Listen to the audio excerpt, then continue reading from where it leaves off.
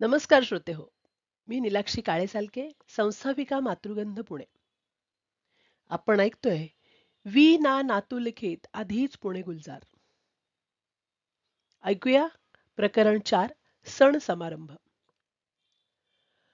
पुण्याच्या इतिहासात गाजणारे हिंदूंचे सण म्हणजे संक्रांत, दसरा, गणपती, पाडवा, दिवाळी व शिमगा. याखेरीज धार्मिक व्रते म्हणजे महालक्ष्मी, वटसावित्री, ज्ञानेश्वर तुकाराम पालखी, दत्त जयंती, रामनवमी व इतर सप्ताह सोहळे व साधू पुरुषांच्या पाद्यपूजा. प्रत्येक देवळात वर्षभर कुठला ना कुठला तरी धार्मिक कार्यक्रम चालूच असे. काही काही देवळे विशिष्ट उत्सवाकरिता प्रसिद्ध असत. संक्रांत म्हणजे खास ब्राह्मणी सण. यात सुमारास हरभरा, काटेरी वांगी, गाजरे, ऊस, पुळा वगैरे भाजीपाल्याची रेलचेल होई. सासरी आलेल्या पहिल्या वधूला काळी चंद्रकळा या प्रकारचे लुगडे घेत. त्या काळी सहावारी पातळे ब्राह्मण स्त्रिया नेसत नसत. परकर पोलक्याचा शेवट नऊवारी पातळातच होई. प्रामुख्याने चंदेरी, इरकली, टोपपदरी, सोलापुरी हे नऊवारीचे प्रमुख प्रकार. संक्रांतीच्या आदल्या दिवशी भोगी नावाचा दिवस साजरा करीत. त्या दिवशीच्या जेवणात तीळ घातलेली बाजरीची भाकरी, वांग्याचे भरीत, मुगाची खिचडी, काटेरी वांगी पावटे, ओले हरभरे, मुळा, गाजर यांची भाजी असे. हे जेवण नेहमीपेक्षा लवकर होई. संक्रांतीला तीळ घालून केलेल्या गुळाच्या खमंग पोळ्या व भरपूर तूप. सकाळी नववधू नातलगात किंवा परिचितात त्यांच्या घरी जाऊन वाणे वाटी. बरोबर शिप्तरात वाणाचे साहित्य घेतलेली मोलकरीण असे. सायंकाळी हळदी कुंकू समारंभ. प्रत्येक स्त्रीला हरभऱ्याची जुडी किंवा तत्सम वस्तू, कधी कधी वाट्या, ताटल्या, चमचे, पोस्टाची कार्डे, पाकिटे वाटीत. या वस्तूंच्या वाटपाला लुटणे असे म्हणत. आबालवृद्ध एकमेकांना तिळगुळ वाटीत. हलवा किंवा तिळाच्या वड्या म्हणजेच तिळगुळ. याच्या अतिसेवनाने लहान मुलांना खोकला, घसादुखी अशासारखे किरकोळ आजार होत. तिळगुळाऐवजी रेवड्या पण वापरीत. एखाद्याची रेवडी उडविण्याचा प्रकार त्या दिवसापुरता बंद राही. तिळगुळ घ्या गोड बोला या पालुपदाचा वापर रामनामाच्या जपासारखा होई. लहान मुलांना वडील माणसे रंगीत कागदाच्या हलव्याचा डबा करून देत. त्याचा त्याच दिवशी फार तर दुसऱ्या दिवशी निकाल लागत असे. ब्राह्मणेतरातही हा सण थोड्याफार फरकाने साजरा होई. नवीन जावयाकडे हलव्याची चांदीची वाटी, हलव्याचे घड्याळ, हलव्याचा हार असे कला संपन्न प्रकार नेत. फक्त दसऱ्याच्याच दिवशी सोने 2 ठिकाणी पण जमीन आसमानाच्या अंतराच्या भावाने विकले जाई. एक सराफ कट्ट्यावर मिळे, त्याचा भाव 25 ते 30 रुपये तोळा, 12.5 ग्रॅम असे. नूतन जावयाला त्या दिवशी सासूरवाडीहून सोन्याची अंगठी अथवा सोन्याचे पान मिळे. दुसऱ्या प्रकारचे सोने, आपट्याची पाने विकताना सराफी काट्याचा वापर होत नसे. हे सोने वजनावर विकणे हास्यास्पद ठरे. कारण हे सोने चौकाचौकात ढिगाने मिळे. त्याची देवाणघेवाण मोकळ्या मनाने, मुक्त हस्ताने होई. लहानाने हे सोने मोठ्यांना वाकून नमस्कार करून देणे हा शिरस्ता. त्या गैरमार्गाने न आणलेल्या सोन्याचा स्वीकार अगत्याने होई. या प्रकारच्या सोन्याचा प्रमुख दोष म्हणजे हे सोने खरेदी करता येत असे पण विकता येत नसे. त्याच्या तारणावर कर्ज मिळत नसे. तिसऱ्या प्रकारचे सोने म्हणजे रोल्ड गोल्ड, ते खरेदी भावात 5 रुपये पडे व विकताना 3 रुपये भावाने विकता येत असे. या प्रकारच्या सोन्याच्या खरेदी विक्रीचे दुकान तुळशीबागेच्या बोळात होते. रोल्ड गोल्ड, गिनी गोल्ड यांची नावे पुणेकर फक्त ऐकून होते. दसऱ्याचा शेवट सीमोल्लंघनाने होत असे. त्यासाठी काही लोक चतुशृंगीला जात. पेशवे काळात सीमोल्लंघनाची स्वारी गारपीर, सध्याचे जीपीओ येथे जाई. पाडव्याच्या दिवशी आपल्या पूर्वजांनी केलेल्या पराक्रमाची आठवण ठेवून घरोघर गुढ्या उभारीत.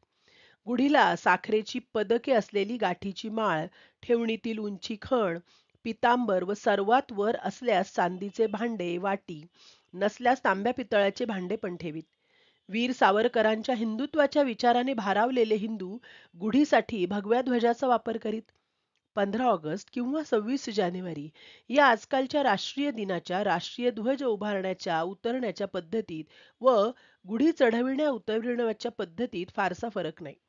गुढीला लांब काठीची जरूर असते. ज्याच्या घरी अशी काठी नसे तो गरीब बिचारा बुरुड आळीतून फक्त बांबू आदल्या दिवशी आणून ठेवी. हातात एकच बांबू बाळगण्यामुळे रस्त्यातील लोकांचा निष्कारण गैरसमज होत नसे, पण तो सहानुभूतीला पारखा होई. एकूण काय तर शिमग्याशिवाय सगळे सण आजच्याच प्रमाणे साजरे होत.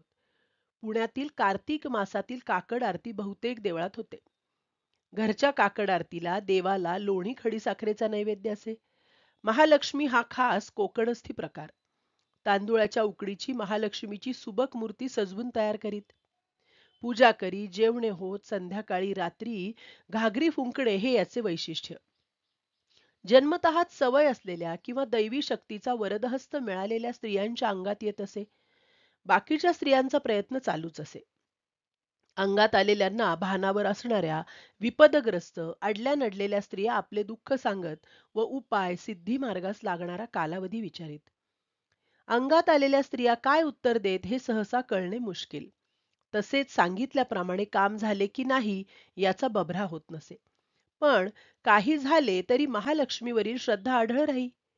पूजनाच्या वेळीच अंगात येत असे असेही पण नाही. कारण नसताना वेळी अवेळी काही स्त्रियांच्या अंगात येई. कालमर्यादा जरुरीपेक्षा वाढल्यास सोशिक नवऱ्याकडून 2-4 रट्टे खाल्ल्याखेरीज अंगातले जात नसे. हा कदाचित सवयीचा परिणाम असावा. आता शिमगा. शिमग्याची प्रथा फार जुनी. मुंबईची चाकरमानी मंडळी शिमगा करायला कोकणात जात. बाकीचे आपापल्या गावी सवडीनुसार जात. वैयक्तिक पातळीवरील शिमग्याची जागा पुण्यात सार्वजनिक शिमग्याने घेतली. यशवंतराव होळकराने पुणे लुटल्यावर सार्वजनिक शिमगा झाला. शेवटच्या बाजीरावाचे कर्तृत्व पाहून पुणेकरांनी बोंब ठोकली. महात्मा फुल्यांच्या कार्याला विरोध म्हणून सनातरी मंडळी शिमगा करू लागली. पंडिता रमाबाईंच्या शारदा सदनात गाजलेल्या चहाच्या पेल्यातील वादळ प्रसंगी याच धर्ममार्तंडांनी जोरदार शिमगा केला. अण्णासाहेब कर्व्यांच्या स्त्रियांच्या पुनर्विवाहाच्या कार्याला कर्व्यांचा पुनर्विवाहाचा कारखाना अशी उपमा देऊन, तसेच विश्वेश्वरय्या म्हैसूरचे दिवाण असताना त्यांच्या अस्पृश्योद्धाराच्या प्रयत्नाच्या नावाने पुण्यातील एका देभ वाक्पंडिताने बसल्या जागी शिमगा केला होता. पण एकूण शिमगा करण्याचा, बोंब ठोकण्याचा ठेका फक्त आपल्यालाच मिळाले आहे असा पुरुषांनी निष्कारण गैरसमज करून घेतला होता. नवरा मरताच त्याचे क्रियाकर्म होता स्त्रीधनाचे अपहरण करणाऱ्या दिरांच्या सासू सासऱ्यांच्या नावाने अभागी विधवा शिमगा चांगला जन्मभर करीत. गोट पाटल्या चटकन निघत नसल्यास वाखाच्या दोरीने ओढून काढत. आपली पत्नी यशोदाबाई हिने महात्मा गांधींना येरवडा तुरुंगातील उपोषणाच्या काळात अंगावरचे सर्व दागिने राष्ट्रकार्यासाठी फटकन का काढून दिले याचा उलगडा न झाल्याने सदाशिव पेठेतल्या एका ब्राह्मण घरमालकाने सण नसताना शिमगा केला होता. त्याचा पुरावा त्या आर्य स्त्रीच्या अंगावर बरेच दिवस दिसे. शिमगा करण्याच्या बिभत्स पद्धतीमुळे यापूर्वी बऱ्याच सुधारकांनी ठणाणा केला होता. परंतु धर्मपरायण सज्जनांनी सुधारकांची डाळ शिजू दिली नाही. शिमग्याच्या 2 दिवस आधीपासूनच वखारीतील लाकडे बेवारशी पडलेली. घरातील लाकडे यांच्यावर संक्रांत येई. मालकाने केलेल्या शिमग्याची ना दाद ना साहेबांचे सहसा कुणाच्या धर्मभावनांना न दुखवण्याचे धोरण असल्याने अशा सार्वजनिक होळ्यांना मज्जाव नसे. होळीच्या मधोमध एरंडाच्या झाडाची फांदी व बाजूनी गोवऱ्या लाकडे. ब्राह्मणाच्या होळ्या सकाळी पेटत, ब्राह्मणेतरांच्या व सार्वजनिक होळ्या संध्याकाळी. होळीला गवऱ्या 5-5 ये ग पोरी नाच नाच अशा आरोळ्या ठोकीत व डफ वाजवीत. गोवऱ्या गोळ्या केल्या जात. होळीची पूजा करून नैवेद्य अर्पण करताच जमावातला म्होरक्या अच्छीवर गच्ची अशी सुरुवात करी. या काव्यपंक्तींच्या पुढच्या चरणाचा शेवट होऊ देण्याचे अगोदरच तेथे जमलेले होळीचे होळकर मोठ्याने बोंब मारीत. कारण बोंब न मारता तटस्थतेचे धोरण स्वीकारल्याने स्वतःच्या आईच्या इज्जतीचा पंचनामा होत असे. हाच त्या बोंब मारण्यातील उदात्त हेतू. शिव्यांचे नमन संपताच प्रत्येक जण आपल्या ठेवणीतल्या शिव्यांचा साठा बाहेर काढी. वानगी दाखल उदाहरणे द्यायची म्हटली तर 61-62 सदाशिवा, ढब्बूवर चवली, चवलीवर पावली, पावलीवर आधेली वगैरे वगैरे. पूर्वीच्या शिव्यांच्या जागी हल्ली आधुनिक शिव्या ऐकायला मिळतात. अश्लीलतेनेही आपली चवचाल बदलली हे मात्र खरे. शनिवारवाड्यातील शिमग्यासाठी नाना फडणीसाने कोवळ्या वयाच्या कलावंतिणीचा ताफा व नाचे पोरे पाठविण्याविषयी कोकणच्या अंमलदारांना पत्र लिहिल्याचा उल्लेख आहे. पण माझ्या आठवणीत कोकणातून कोळ्यांच्या उर्फ गोमूच्या नाचाची पलटण येत असे. हातात तोकडी वल्ली घेऊन ही मंडळी बाळ गंगाधर गो टिळक पुण्याचा टिळा लाविती गो केशरी गंधाचा हे गाणे ताशा टिपरीच्या तालावर एक सुरात म्हणीत. गल्लोगल्लीच्या या कार्यक्रमात यथायोग्य बिदागीही मिळे. यानंतर हे कलावंत कोकणात परत जात. याच दिवसात गणेश पेठे तमासगीर मंडळींचा कलगीतुऱ्याचा कार्यक्रम असे. दिवस रात्र चालणाऱ्या या स्पर्धेला श्रोते मोठ्या संख्येने जमत. प्रश्न काव्यात व उत्तरही काव्यात. या स्पर्धेत शीघ्र कवित्वाची जरूर असे व कसोटी लागे. सवाल जबाबाने मात्र सभ्यतेची मर्यादा ओलांडलेली असे. याशिवाय होणाऱ्या संगीत बाऱ्या व जलसे हेही पुण्यातील आकर्षण असे. ज्याप्रमाणे मुंबईच्या गोकुळाष्टमीची, कलकत्त्याच्या दुर्गापूजेची, कोल्हापूर तुळजापूरच्या नवरात्राची, गाणगापूरच्या दत्त जयंतीची ख्याती आहे, त्याचप्रमाणे पुण्याच्या गणपती महोत्सवाची ख्याती आहे. पेशवाईत गणपती उत्सव शनिवार वाड्यात थाटामाटाने साजरा होई. विश्वास नसेल तर रामशास्त्री चित्रपटातील आरतीच्या वेळी दाखविलेला जनसमुदाय पहावा. एरवी कसब्याचा गणपती हा वर्षभर मानाचा गणपती ठरे, कारण मंगल कार्याच्या पहिल्या अक्षतीचा मान याच गणपतीचा. इंग्रज मराठ्यांच्या शेवटच्या लढाईत इंग्रजांना जय मिळावा म्हणून याच सिद्धिविनायकापुढे पुण्याच्या ब्राह्मणांनी साकडे घातले होते. इंग्रजांनी पुणे ताब्यात घेतल्यावर साहेब आपल्या विजयासाठी आम्ही अशी अशी अनुष्ठाने केली, इतकी ब्राह्मण भोजने घातली, अमुक अमुक दक्षिणा वाटली, त्याचा खर्च आम्हास कंपनी सरकारकडून परत मिळावा, अशी याचना इस्टूर फाकडा उर्फ माउंट स्टुअर्ट एल्फिन्स्टन या मुंबईच्या गव्हर्नरकडे केली होती. साहेब मजकुराने पण दयाबुद्धीने म्हणा किंवा मुत्सद्दीपणामुळे म्हणा ब्राह्मणास सर्व खर्च देवविला. एकूण काय तर गणपती हे पुण्यातील आबालवृद्धांचे दैवत. प्रत्येक जुन्या वाड्याच्या दर्शनी दरवाजाच्या वर गणपतीची प्रतिमा कोरलेली असे. नुकत्याच घडलेल्या पुण्यातील जक्कल कांडात नाहक बळी पडलेल्या कैलासवासी काशीनाथ शास्त्री अभ्यंकर यांच्या वास्तूत व इतर नव्या वास्तूत त्या वास्तूच्या दर्शनी भिंतीत गणपतीची शेंद्री रंगातील सुबक मूर्ती होती. असो, चिंचवड प्रमाणे पुण्यातील कसबा पेठेतील गणपती भक्त ओळखण्याचे हमखास साधन म्हणजे भक्ताच्या दोन भुवयांमध्ये गळ्यावर कानांच्या दोन्ही पाळ्यांवर चमकणारे शेंद्राचे टिळे. चिमण्या गणपती, मोदी गणपती, गुंडाचा गणपती, त्रिशुंड्या गणपती वगैरे अनेक गणपती मंदिरे होती, आजही आहेत. लोकमान्य टिळकांनी समाज प्रबोधनाच्या हेतूने गणेशोत्सवाला सार्वजनिक रूप दिले. गायकवाड वाड्यात सार्वजनिक गणपती बसत असे. शिवाजी मंदिर, निंबाळकर तालीम, मार्केट उर्फ फुले मंडई, दगडू हलवाई, आर्यन टॉकीज, शालूकराच्या बोळात भाऊ रंगारी यांचा गणपती, शाळा, कॉलेज वगैरे ठिकाणी सार्वजनिक गणपती बसत. एकूण संख्या आदमासे 150 ते 250 असे. उत्सव म्हटला म्हणजे वर्गणी आलीच, पण त्यावेळच्या गणपती मंडळाचे कार्यकर्ते आजच्या प्रमाणे मोर्चा आणून दबावाचे राजकारण खेळत नसत. शिवाजी मंदिर, निंबाळकर तालीम, वज्रदेही मंडळ, रास्तापेठेतील सार्वजनिक गणपती यासारख्या गणपतींपुढे मास्तर कृष्णराव, पंडित विनायकराव पटवर्धन, पंडित ओंकारनाथ ठाकूर, नारायणराव व्यास, खाँसाहेब अब्दुल करीम खाँ, हिराबाई बडोदेकर यांच्या सारख्यांचे शास्त्रीय गायन, गजाननराव वाटवे, गोविंद कुरवाळीकर, बबनराव नावडीकर यांचे काव्यगायन होत असे. शाहीर नानिवडेकर, शाहीर खाडीलकर यांचे पोवाडे पण ऐकावयास मिळत. नकलांचे पण कार्यक्रम होत असत. इतर नकलाकार सोडले तर नकलेच्या कलेला खरी प्रतिष्ठा मिळवून देणारे पुण्यातील प्रसिद्ध नकलाकार म्हणजे कैलासवासी भोंडे, लोकमान्य टिळक, वीर सावरकर, हरिभक्त परायण पांगारकर, भालाकार भोपटकर, जमनादास मेहता, रँगलर परांजपे यांच्या नकला म्हणजे एकाला झाकावा व दुसऱ्याला काढावा अशातला प्रकार. लोकमान्य टिळकांना, पांगरकरांना मी प्रत्यक्ष पाहिले नाही, परंतु त्यांच्या चित्रांवरून चेहऱ्यांची जी ठेवण कायम स्मरणात होती, तिला भोंड्याच्या नकलेमुळे यत्किंचितही बाध आला नाही. टिळकांच्या चेहऱ्यावरील उग्रपणा, पांगारकरांच्या चेहऱ्यावरील भाबडेपणा म्हणजे लाजबाब. भोंड्यांच्या शरीराच्या ठेवणीमुळे सावरकरांच्या नकलेत मात्र थोडीशी उणीव भासे. ज्या व्यक्तीची नक्कल करावयाची त्या व्यक्तीचा पेहराव यथायोग्य करणे हा भोंड्यांच्या नकलेचा खाक्या.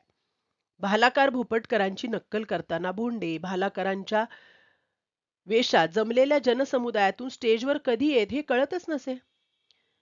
डोक्यावर गोल टोपी, लांब कोटावर लपेटलेले उपरणे, खाकेत छत्री, जाड भिंगाचा चष्मा, चालण्याची ढब, ओठावर कायम दिसणारी लाळ असे भालाकारांचे सोंग पाहिले म्हणजे हसून पुरेवाट होई.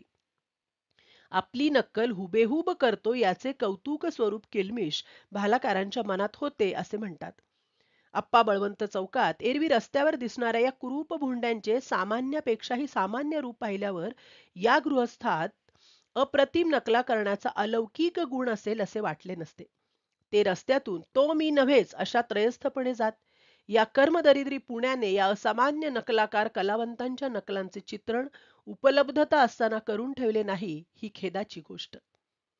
नाना पेठेतील घोडे पिराच्या अलीकडे प्रोफेसर कपूर तसेच बुधवार पेठेतील पासोड्या विठोबा शेजारील प्रोफेसर अभ्यंकर यांच्या जादूच्या प्रयोगांची पण गणेशोत्सवात वर्णी लागे.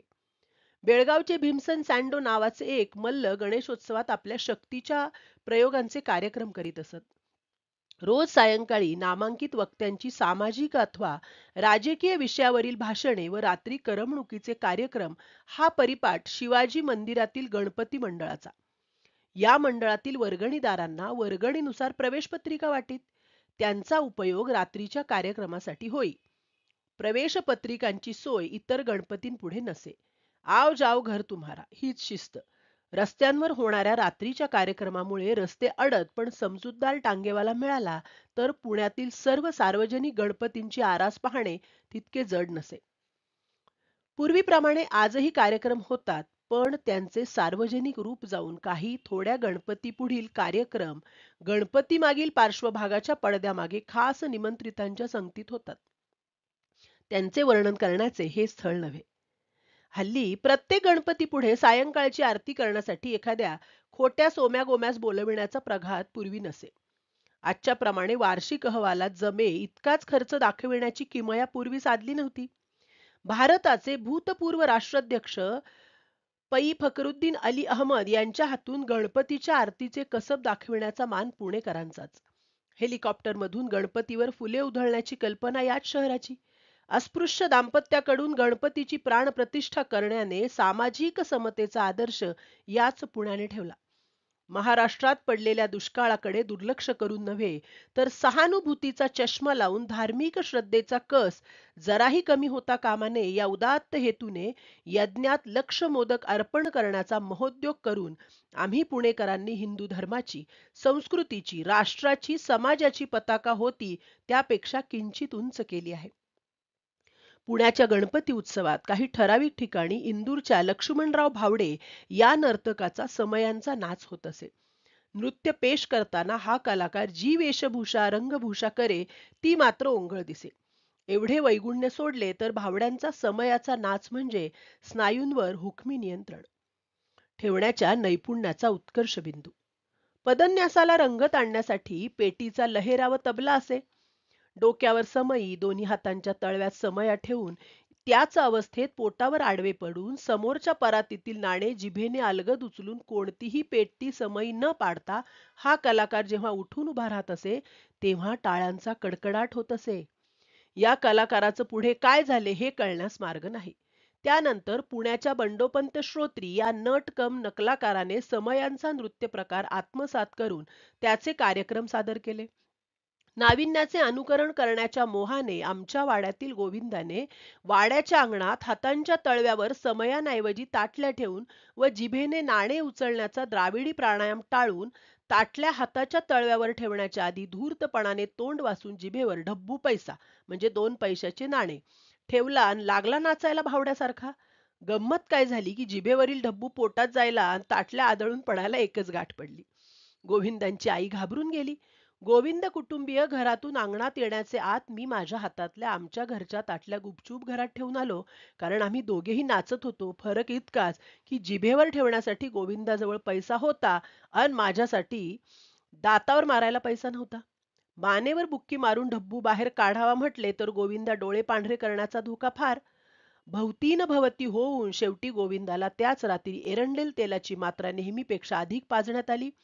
दुसऱ्या दिवशी सकाळी 10 वर्षाच्या या गोंदू बाळाला त्याच्या आईने चक्क भर अंगणात शौचाला बसविले आणि काय आश्चर्य, जोराच्या पहिल्या जुलाबाबरोबर ढब्बू मुकाट्याने बाहेर पडला. तात्पर्य, खाल्लेला पैसा गोविंदाला पचला नाही. गणपतीत पुण्यात मेळ्यांचे एक खास स्थान होते. तो स्वातंत्र्यपूर्व काळ होता, त्यामुळे स्वातंत्र्य लढ्याला पोषक अशी गीते मेळ्यात गायली जात. गीतांच्या चाली त्यावेळच्या प्रचलित लोकप्रिय मराठी चित्रपटातील चाली असत. अपवाद म्हणून प्रभात फिल्म कंपनीच्या सैरंध्री या चित्रपटातील परदास्य पंकी रुतला मनुजे जो श्वास मात्र जीवित त्याला हे गीत जसेच्या तसे मूळ चालीसह गायले जाई. त्यावेळी कॉपीराईटचा कायदा होता की नाही याची कल्पना नाही. मेळ्यातही दोन प्रकार, एक ब्राह्मणांचा आणि दुसरा ब्राह्मणेतरांचा. ब्राह्मणांचे मेळे म्हणजे सन्मित्र समाज मेळा, गोपाळ कृष्ण संगीत मेळा वगैरे. ब्राह्मणेतरांच्या गाजलेल्या मेळ्यांपैकी मला आठवतो तो माने यांचा मावळी मेळा. ब्राह्मणेतरांच्या मेळ्यात सत्यशोधक समाजाचे विचार गीतातून प्रसवत. ब्राह्मणी मेळ्यात जास्तीत जास्त 15 वर्षाची मुले मुली असत. मुलांचा पोशाख म्हटला म्हणजे नेहरू शर्ट, सरवार, गळ्यात चपराशाच्या गळ्यात असतो तसा रंगीत पट्टा, त्यावर मेळ्याचे नाव, डोक्यावर टोपी आणि हातात टिपऱ्या. आर्थिक ऐपत असणारा मेळा एका कार्यक्रमाहून दुसऱ्या कार्यक्रमास जाताना सर्व्हिस मोटारची व्यवस्था करी, नाहीतर सखाराम तुकाराम पदयात्रा ही खरी. ब्राह्मणेतरांच्या मेळ्यात बापे पोरे असत. त्यांचा पोशाख म्हणजे शिवाजीच्या मावळी सैनिकांचा पाठीला ढाल, हातात घुंगरू लावलेली काठी, मेळ्याच्या घोळात ब्राह्मणाचे सोंग आणलेला तात्या. या मेळ्याच्या कलाकारांच्या गाण्यात सुरेल गाण्याचा अभाव दिसे. प्रत्येक गणपती पुढील फळ्यावर त्या दिवशी कोणत्या मेळ्यांचा कार्यक्रम आहे त्यांची नोंद असे. मेळे कार्यक्रमस्थानी बिगुल, ढोल या वाद्यांच्या गजरात कोर्टात तारीख असलेल्या पक्षकारांप्रमाणे वेळेवर हजर असत. बिदागी म्हणून मेळा प्रमुखास नारळ, तेरी बी चूप और मेरी बी चूप या म्हणीचे प्रत्यंतर आणून देणारे बंद पाकिट, पुरुष कलाकारास नुसता गुलाल, क्वचित प्रसंगी गुणी मुलामुलीस चांदीची पदके देत. कालांतराने त्यातील पितळ उघडे पडे. गणपती संपल्यावरही काही शौकीन गाजलेल्या मेळ्यांचे खासगी कार्यक्रम स्वखर्चाने करीत. सरदार आबासाहेब मुजुमदार यांच्याकडील गणपती उत्सव हा कसबी कलाकारांच्या हजेरीने गाजत असे. संपूर्ण कार्यक्रमाचे निमंत्रण आबासाहेब टांग्यातून जाऊन परिचितांना जातीने करीत असत. पुणेरी पगडी, लांब कोट, रेशमी उपरणे, पायात पुणेरी जोडा, कपाळावर गंधाच्या काजूच्या आकाराचा टिळा पाहून प्रतिष्ठित नाटक कंपनीच्या गोंडस सूत्रधाराची आठवण व्हावी असे दर्शन. मार्मिक रसिक, संगीताच्या सर्व वाद्यांचे ज्ञान, सराव आणि संग्रह हा यांचा विशेष. आबासाहेब स्वतः इतके साधे आणि निगर्वी की स्वतःच्या 61 समारंभाला सगळ्यांचे आधी स्वतः हजर. गणपती विसर्जनाची मिरवणूक टिळक पुतळ्यापासून दुपारी 3च्या सुमारास निघे, सायंकाळी 7-7:30 वाजता संपे. मिरवणुकीचा मार्ग म्हणजे बुधवार चौक, आताचे रतन टॉकीज, आप्पा बळवंत चौक, नुमवी मराठी शाळा, कुंटे चौक, फडतरे चौकातून पूर्वीच्या चित्रशाळेवरून पण आताच्या विचित्र शाळेवरून थेट लकडी पूल विसर्जनासाठी. वैद्यराज अनंत यज्ञेश्वर जोशी, वैद्य पंचानन कृष्णशास्त्री कवडे व वाळवेकर हे मिरवणुकीचे अध्वर्यू. छकड्यावर, टांग्यावर, हातगाडीवर ठेवलेल्या सार्वजनिक गणपतींची मिरवणुकीची आरास म्हणजे केळीचे मखर. पोलीस बंदोबस्त असे. दारू पिऊन आलेल्या कार्यकर्त्यांचा अभाव भासे. राज्यकर्त्या जातीच्या पोलीस अधिकाऱ्यास सुद्धा गुलाल लावीत. तेही हसून सहभागी होत. पुरे हे गणपती पुराण. नवरात्राचा उत्सव आजच्या प्रमाणे चौका चौकातून साजरा होत नसे. नवरात्राची मजा पहावी चतुशृंगीला. तेथील देवीच्या दर्शनाचे पुण्य मिळविण्यासाठी आधी देवीचे भूते व कवड्याच्या माळा घातलेले तृतीयपंथी यांच्या तडाख्यातून पार पडावे लागे. टेकडीच्या पायथ्याशी जत्रेचा बाजार भरे. रामनवमीचा सोहळा खास करून तुळशीबागेत थाटाने साजरा होई. गर्दीच्या वेळी स्त्रियांचे अंगावरील दागिने चोरीस गेल्याच्या वार्ता दुसऱ्या दिवशीच्या वर्तमानपत्रात येत. माझ्या घराशेजारील रामाच्या देवळात कीर्तनकार रामाचा जन्म झाल्याचे जाहीर करून रामाचा पाळणा हलवीत, पाळण्यात गादीवर ठेवलेल्या नारळाला कुंची घालून ठेवीत. तेच रामाचे प्रतीक. जन्म होताच सुंठवड्याच्या प्रसादाने तोंड तिखट झाल्याने भाविक मंडळी घरी येऊन पाणी पित. भेटूया पुढल्या प्रकरणात. धन्यवाद.